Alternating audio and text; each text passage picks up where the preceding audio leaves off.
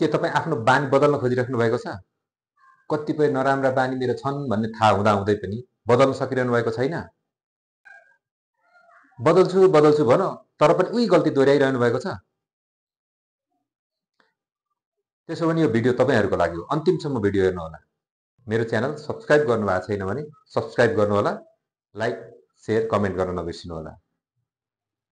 अमेरिकाको बोस्टनको एउटा हस्पिटलमा एने थोर्डाइक नाम गरेको एकजना डाक्टरले एक खालको रिसर्च गर्न मन लागेछ। उनको दिमागमा उटपटाङ खालको आइडिया आएछ। एक खालको यसरी झट्ट सोच्दा उटपटाङ खालकै आइडिया आएको रहेछ। मान्छेहरूको त्यहाँ आउने हस्पिटलको स्टाफहरू र त्यहाँ आउने भिजिटरहरूको चाहिँ फुड ह्याबिट, खाने कुराको बानीलाई लिएर एउटा रिसर्च गर्न मन लागेछ। त्यसपछि तिनले त्यो आफैसँग मात्रै राखिन् त्यो कुराहरू र उनले रिसर्च गर्न थालेछन्। त्यो हस्पिटलको क्यान्टिनमा कसैलाई केही पनि नभनिकन, कसैलाई केही भनेको छैन, कसैसँग केही कुरा पनि नगरिकन, कसैलाई केही मोटिभेट पनि गरेको छैन, के गर्नुपर्छ भन्ने पनि भनेको छैन, यो गर्ने त्यो गर्ने के गर्न लागेको पनि नभनिकन हस्पिटलको क्यान्टिनमा थोरै अलिकति चेन्ज गरिछन्। त्यो थोरै चेन्ज गर्दाखेरि त्यो काउन्टरको छेउमा हुन्छ नि, हामी सामान्यतः काउन्टरको छेउमा कोक फेन्टा स्प्राइटहरू काउन्टरकै छेउमा हुन्छ, त्यो त्यस्तै कोक फेन्टा स्प्राइटहरू फ्रिजभरि काउन्टरको छेउमा हुने होइन, त्यो छँदैछ। र उनलाई के रिसर्च गर्नु भनेको त्यसको छेउमा पानीको कार्टुन राख्दैछन् र त्यसपछि हरेक त्यो क्यान्टिनको ठाउँ स्टेसन फुड त्यो खाना पाउनेको स्टेसनको छेउमा पानीको कार्टुनहरू थपेर राखिदिया रहेछ। उनले राखिछन् त्यो नयाँ एक्सपेरिमेन्ट गर्नलाई। हरेक कर्नरमा हरेक छेउमा पानीको बोतलहरू, पानीको क्यारेटहरू राखिसकेपछि अब त्यसको डाटा लिन थालिछन्। अघिल्लो महिनाको जुन जतिखेर राख्नुभन्दा अगाडिको सेल्स डाटा, त्यो त्यहाँको क्यान्टिनको डेटा, सेल्स डाटा लिन्छन्। अनि त्यस पछाडि अर्को महिना फेरि डाटा त लिनु पऱ्यो नि त, किन के परिवर्तन छ भन्ने कुरो, उनको दिमागमा आएको कुरालाई त के आएको थियो भन्ने कुरा त चेन्ज छ हेर्नु पऱ्यो नि। अर्को महिनाको डाटा हेर्दाखेरि त्यो के भएछ, कस्तो भएछ भने कोक र त्यो फेन्टाहरू, त्यो खालको ड्रिङ्क्सहरूको, त्यस्तो खालको पेय पदार्थहरूको चाहिँ बिक्री लगभग 12% घटेछ र त्यो पानीको बोतलको बिक्री चाहिँ लगभग 26%ले बढेछ। कस्तो सरप्राइजिङ खालको रिजल्ट क्या। उनले के खालको रिसर्च गर्न खोजेको भन्ने कुरो पनि यहाँबाट थाहा हुन्छ। यसबाट पनि के पत्ता लाग्छ भने हामी मान्छे कस्तो हुँदो रहेछ, हामी मान्छेको नेचर कस्तो रहेछ भन्नु त अगाडि पहुँचमा भएको चिजहरूको उपभोग गर्छौँ हामी बढी, होइन? पहुँचमा जे छ त्यसले उपभोग गरिराखेको हुन्छ। हामीसँग हातमा मोबाइल छ, हामी सोसियल मिडिया स्क्रोल गर्छौँ, होइन? अनि घरको पनि किचनमा पस्ने बित्तिकै किचनको टेबलमा बिस्किट राखेको छ, कुकिज छ भने बिस्कुट खाइहाल्छौँ। त्यहाँ फलफुल राखेको छ भने एउटा सुन्तला, त्यहाँ सुन्तला राखेको छ भने सुन्तला तासेर खाइहाल्छौँ। त्यहाँ अङ्गुर छ भने अङ्गुर खान्छौँ।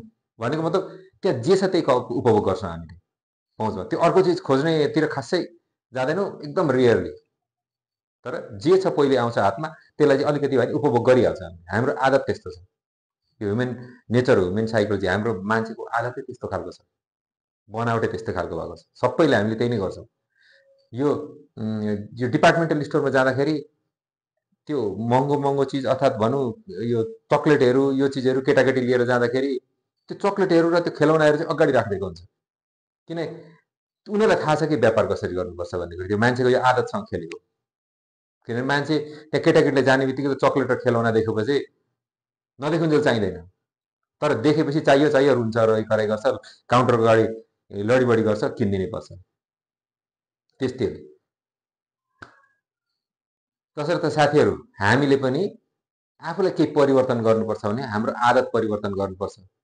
र आदत परिवर्तन गर्नलाई के गर्नुपर्छ, हामी त्यो टार्गेट सेट गर्नु पर्यो। हामीले परिवर्तन भएर अब के हुने त, कस्तो हुने, के चाहिँलाई चाहिँ परिवर्तन गर्नुपर्छ, त्यो परिवर्तन गरेर के गर्ने भन्ने कुरो थाहा हुनु पर्यो। हामीलाई जस्तो त्यो कुकिजहरू खानु छैन, फलफुल खानु छ भने किचनमा फलफुल राख्नु पर्यो।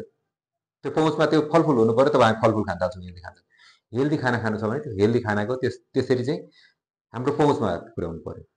अनि पढ्नु चाहिँ पर्ने भन्ने थाहा छ, पढ्न नोभलहरू या बुकहरू पढ्यो भने नलेज हुन्छ भन्ने थाहा छ, पढ्ने आदत बनाउँछु भन्ने चाहिँ लागेको छ, तर बनेको छैन। अब के गर्ने हेर्नु न।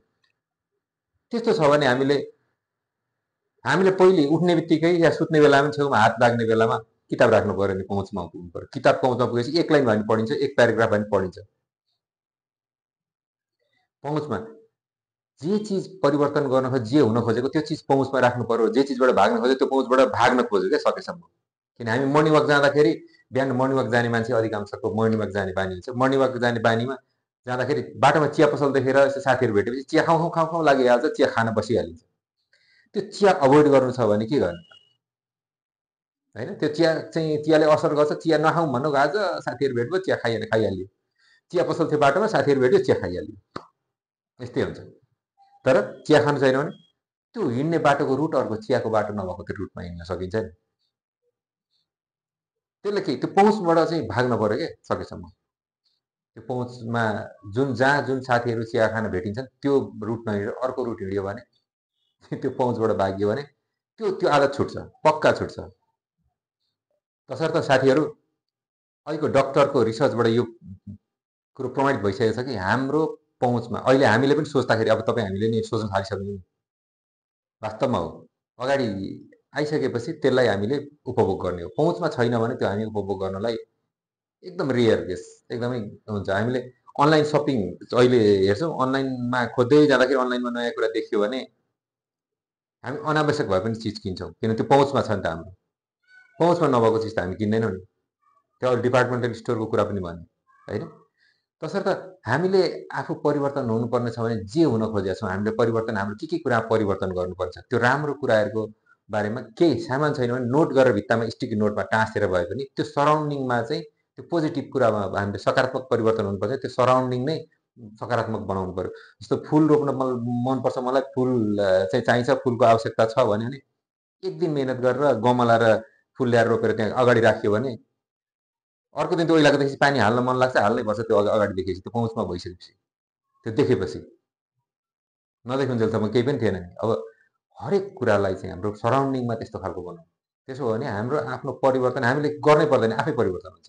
हाम्रो बानीहरू किताब छेउमा राख्ने, अनि हरेक आदतहरू, खानेकुराहरूको पनि आदतहरू, एक्सर्साइज गर्नुपर्छ भने त्यसरी नै हाम्रो सराउन्डिङ नै त्यस्तो खालको बनायौँ भने हामी आफै परिवर्तित हुन्छौँ।